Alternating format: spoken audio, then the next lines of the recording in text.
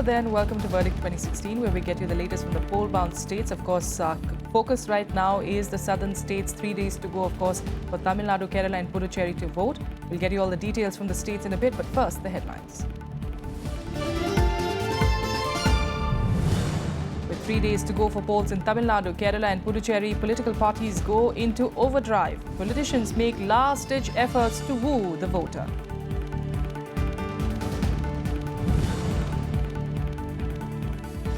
After AINRC, Congress too rules out a ban on alcohol sale in Puducherry.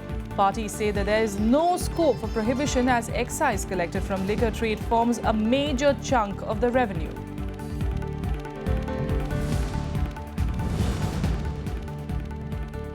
And veteran left leader V.S. Achyutanandan speaks exclusively to RS TV. Says the BJP is a bigger enemy of the left than the UDF. He is confident that the LDF will win the assembly polls.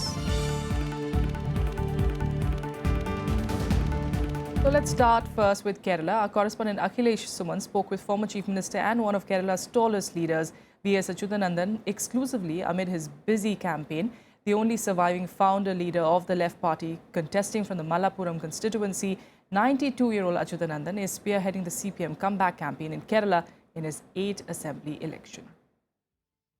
Comrade Achyutanandan is a relentless warrior, and from dawn to dusk he is moving from one door to another, one mohalla to another and one constituency to another to fight against, as he says, UDF and NDA. Sir, which is your main opponent, UDF or NDA? UDF-നേക്കാൾ BJP ആണ് എതിർക്കുന്നത്. എന്നാൽ UDF BJP ആയിട്ട് ഒരു ബന്ധം സ്ഥാപിക്കുന്നതിന് വേണ്ടിയിട്ട് ഉള്ള ശ്രമമാണ് നടത്തിക്കൊണ്ടിരിക്കുന്നത്. അപ്പോഴതുകൊണ്ട് പിന്നെ UDF BJPയെ സഹകരിക്കാവുന്ന ഒരു പാർട്ടിയായിട്ടാണ് കാണുന്നത്. Are you scared of NDA, which has come in a big way in this state this time?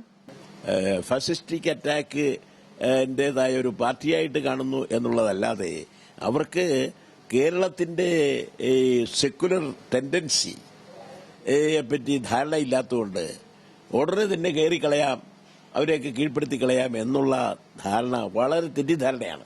But the anti-incumbency vote that should have come to you only, it may go to NDA now because they are also fighting against UDF. ഭരണവിരുദ്ധ വികാരം എന്ന് പറയുന്നത് ഇങ്ങനെ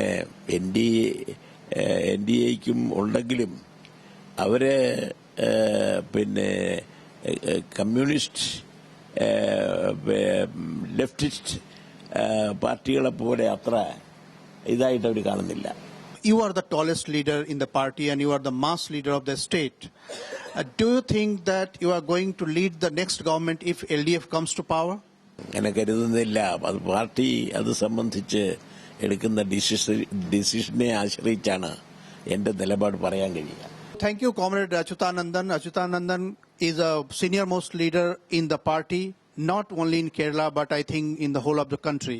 But he is quite a disciplined soldier of the party, and he is telling that it will be the opportunity for the party to decide who will lead the next government if LDF comes to power. Akhilesh Suman for Rajya Sabha Television with camera person Om Prakash in Kerala. Now, an ally of the United Democratic Front, the Indian Union Muslim League in Kerala has 20 MLAs in the House. The party did significantly well in the 2011 assembly elections, where more than 80% of its candidates won. Our correspondent now spoke to the General Secretary of the IUML about his party's preparations in the upcoming elections. What is the new strategy that IUML is taking? Because you have a new major opponent that is considered to be a bit challenging for you. As far as the BJP is concerned, we don't think that it is a secularist party. The biggest secular party in India is Congress, Indian National Congress. And we think that there must be a defense method or a wider mass united front in the leadership of Congress to fight the BJP and their communal attitude. Do you think that there will be consolidation of Muslim votes in the state in a new way? Of course, this time NDA has shown their presence here. That's all.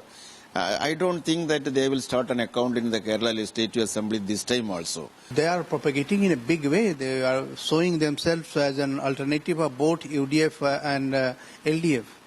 They have got every right to propagate and they have to prove it. They are the true and genuine alternative to these leaders. And what is the difficulty they find with the UDF and the LDF here? They can't replace both these organizations or united fronts, and they can never become an alternative here as far as Kerala is concerned.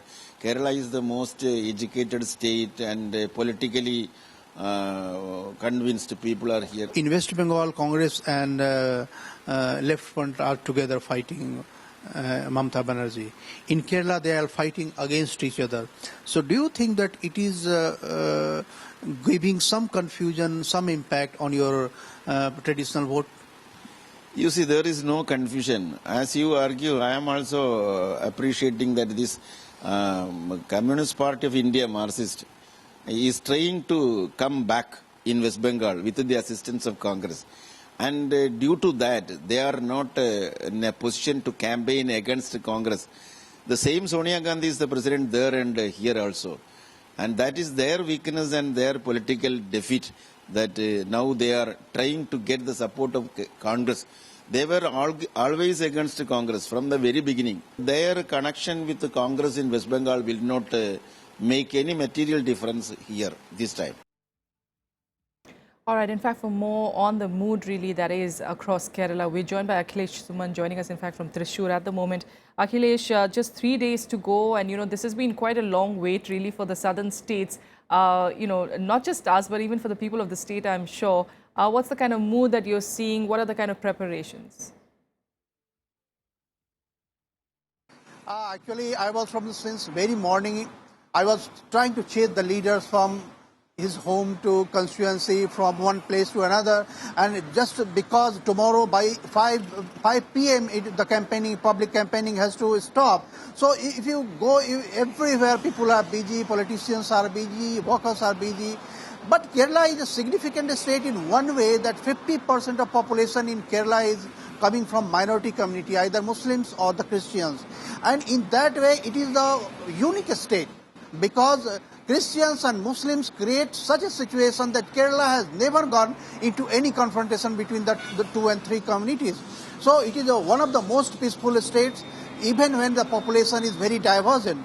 And when I was talking to the Muslim leaders, they were telling that there has been no instance of confrontation, and this time the Muslims and Christians and even the non-Muslims and non-Christians, they are also trying to create a situation that NDA, and they are very much against NDA, that they should not be. I was in an area, Mallapuram, that is considered to be the hotbed of a Muslim population. It is the largest district in the whole Kerala where Muslims are living.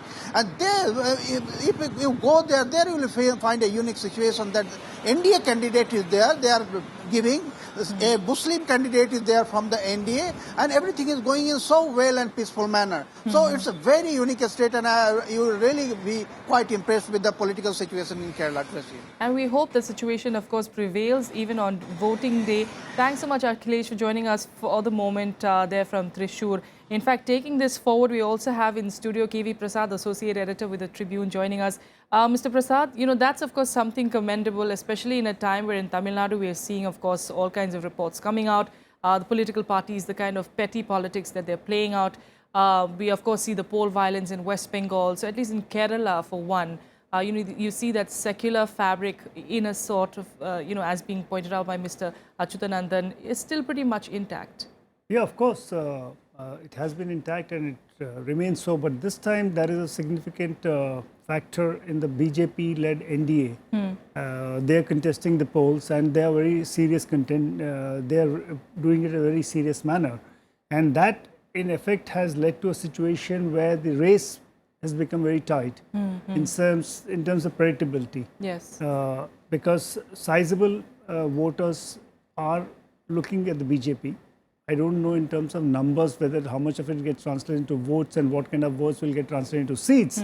But definitely this is a very unique election in Kerala, because from a bipolar kind of arrangement that has been seen, alternating between the CPM-led Left Democratic Front and the Congress-led United Democratic Front. Yes. This time, the third alternative is queering the pitch. And while you were touring the state, this is a sentiment that you have, Absolutely, you absolutely. see. People are excited about this option. Is that what you're saying? Yes, in many segments. I'm not saying it is uniform across the state. Yes. Let me put it in certain pockets, certainly in the capital city of Trivandrum or Thiruvananthapuram as it is known now. There is a sense of excitement among voters that they have an alternate party to look at because they felt that it was either one or the other all this while. So now, as I said, that's not necessarily to predict in terms of vote share because the BJP has had increases vote share in the last few years. So much so it got something like 10% votes in the last Lok Sabha elections. Yes. But that's not necessarily so because as the campaigning picks up, there are many snafus, as one calls it, on all sides. So everything gets magnified. Yes. But certainly in Kerala, I found a distinct flavor looking at the Bharatiya Janata Party and the NDA because they have a very significant tie-up with the BDJS, as it is known as the Bharatiya Dharma Jana Seva, which is a social an arm of the SNDP, as it is called, a setup where a certain section of people have allegiance to. All right. That's of course of Kerala, but Mr. Prasad, we'd like you to stay on. We'll talk about the other southern states as well. But just turning to voter issues really in Kerala, it's been a month that has passed since the Kollam temple fire tragedy that killed over 100 people and injured close to 400. But the families of the victims are still waiting for justice. Here's a special report. This is the Puttingal Devi temple in Parvur. It is a seat of the local goddess where devotees and an irresponsible managing committee of the temple took pride in organizing a fireworks competition in the honor of the goddess, resulting in massive devastation. Many houses were damaged after a blast rocked a shed where firecrackers were stored. The impact of the blast was so immense that it sent concrete slabs flying in the air and into nearby houses. House owner Ashok Kumar still can't forget what happened on that fateful night of April 10th. उन लोगों को पूरा लग गया, hospital लग गया. इसमें घर के ऊपर से एक आदमी, 3 आदमी गिर गया नीचे. इसमें एक आदमी मर गया. पैसा नहीं मिलता है. अभी इलेक्शन चलता ना, इसलिए इलेक्शन का बाद अभी पूरा उद्योग स्तर पूरा इलेक्शन ड्यूटी में. उसका बाद हम लोग का कुछ करेगा, ऐसे बोलते हैं. Not only Ashok Kumar's, but other houses in the vicinity too were damaged due to the blast, and everyone is waiting for some aid from the government to come their way. Since the people are not getting much assistance, they have started criticizing the governments, and they are preparing to resort to some action, that is agitation. They are going for some agitation, so there will be some agitation. Very soon it will be started. So people are going to be assembled here in the city, and they are going to start agitation. 2 inquiry commissions have been set up, but none have come up with a report. Locals assert that the accident was a result of total neglect on the part of the concerned officials. One by one day, every year, the problem. Then I write it, one petition for the collector, district collector. After the incident, 10 members of the temple committee have been taken into custody. However, locals say that the complaints have been made every year, but the officials have turned a deaf ear to them each time. They believe that the incident could have been averted. So it's unbearable, the noise, it's for health, the safety, the problems faced by everybody living around the area. Now that the assembly elections are around the corner, political parties have made it an issue and are charging the government for inaction and inefficiency. Prime Minister Narendra Modi too visited this place, but people say that nothing has come from the central government too. It seems everyone is waiting for the election to be over, and it will be up to the new government to take follow-up actions. Akhilesh Suman's report for Rajya Sabha Television. With that, a quick break here. We'll be back with more in a bit. Stay with us.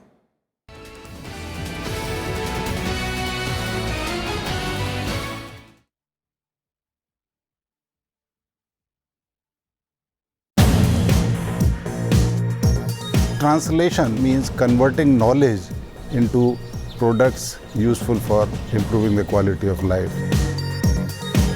So we need to apply that knowledge to find solutions, and that is what we are trying to do in this institute. Somebody who has understanding of biology somebody who has understanding of medicine, somebody who has understanding of engineering. If a team is put together, can we then develop novel diagnostics? Watch Eureka with Dr. Sudhanshu Brati, Dean at Translational Health Science and Technology Institute, only on Rajya Sabha TV.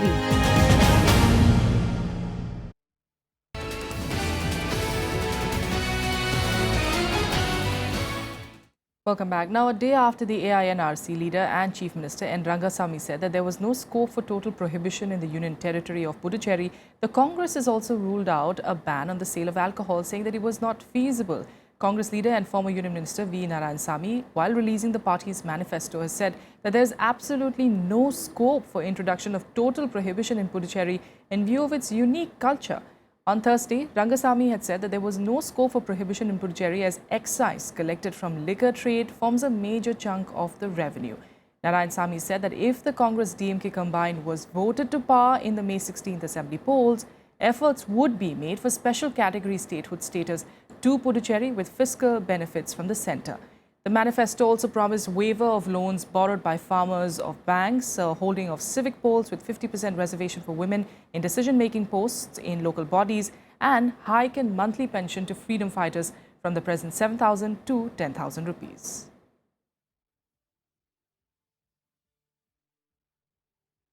Well, KV Prasad of the Tribune continuing to be with us here in studio. Sir, you know, Puducherry is one area, of course, less in the media attention. What is it that we can be expecting from the state?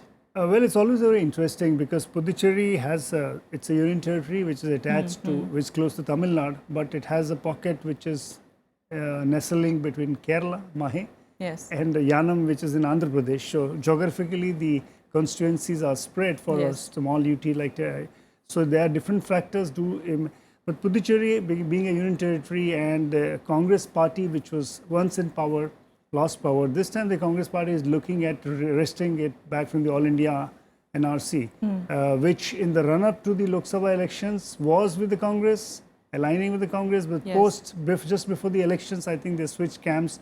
They moved over to the Bharatiya Janata Party side and now they are nowhere. They're neither on this camp or that camp. And Puducherry is, of course, because of its, it has got a spiritual component, Orwell being there. Yes. It has a lot of international attention. In addition to that, of course, education is a big sector there. Okay. But prohibition is interesting because it's just what the clip that we just seen. Because both in Kerala and Tamil Nadu, people are talking of prohibition. Yes. All political parties are promising to impose prohibition. The form and format could be different for different parties, but all of them are pledging that they will bring down prohibition. In some form, we are going to get it. Yes. And like Jayalalitha's AIDMK said, it will be a phased out kind of a thing. Even in Kerala, different parties are competing with each other because it's a social issue. The women folk are very fed up. And surely women voters constitute a good 50% in this, I mean, in terms of, not necessarily voters, in terms of representation in the demography. Yes. So all these are factors. But Puducherry, you've just heard, because whether it is Tamil Nadu or Kerala, it is a fact, I think in Tamil Nadu is 26,000 crores annual revenue. 8,600 shops in Kerala run by the government, 8,700 shops run in Tamil Nadu by government. So it's the government which is raking the revenue. Yes. And in absence of real revenues, people haven't really seen an alternate model. But this is a social issue political parties want to address. Yes. So Puducherry has very clearly taken a stand. Now that makes very interesting because if you have prohibition in Kerala, you have prohibition in Tamil Nadu, but states adjoining Puducherry has a no prohibition policy. Yes. So, you know, there's bound to be some kind of a seepage. At least that's what experiences in other states have shown. All right. So we'll have to wait and see. Yes, it's going to be interesting, of course. Just 3 days to go finally for those. Yes, tomorrow is the last day of campaign absolutely. and 16th is the voting. That's right, that's right. finally that long wait, I mean, at least for us who've been wanting to get to the results day. Yes, especially for those who started voting in Assam in the first phase or West Bengal in phase That's 1. right, that's right. So it's been a long wait. It's been a long wait, that's right. Thanks so much, Mr. Prasad, for joining us, and we hope to see you, of course, on counting day as well here. Meanwhile, you know, just talking about not just Puducherry, we're also going across to Tamil Nadu, where our correspondent Ravindra Sharan is in fact there with a ground report. Ravindra Sharan, in fact, joining us from Thanjavur in Tamil Nadu. Ravindra, you know, just 3 days to go, of course, now for voting. What is it that you're seeing there? You know, who are the bigwigs who are, of course, trying to woo the voters?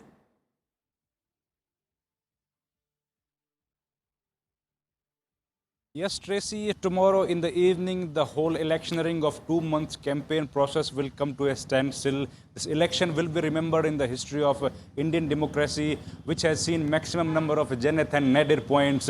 This election will be remembered that maximum number of female candidates has participated in the process. More 327 candidates are in fray, female candidates, which are indicating to the society about their right and their due share in the Indian politics. Also, this election will be remembered where it has seen a lot of Nadir points when the arch rivals AIADMK and DMK has trade charges against each other, when the AIADMK is accusing the DMK, DMK parties, DMK patriarch M. Karunanidhi of 1969's that historical pact which has not yet been divulged the details so far, and which with the Karnataka government, and that is resulting into the present water crisis because the share of the Tamil Nadu was not properly given to them, and the details has not been divulged so far.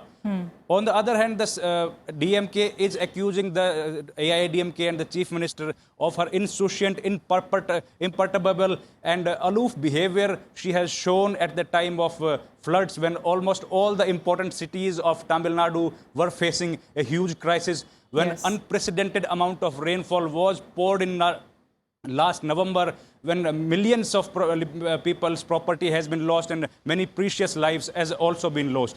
On the other side, the BJP, whose campaign has been run by the Prime Minister himself, has accused both the DMK and the AIADMK, the Dravidian fold parties, that they are responsible for the poor governance and they are responsible for the poor state of Tamil Nadu because they fail to fulfill the promises which they have kept. They fail to give Pollyanna and sanguination to the investors, which has ultimately resulted in the exodus of the people in search of employment. These are the main issues. Also, this election will be remembered when we, for maximum number of amount of cash which has been seized.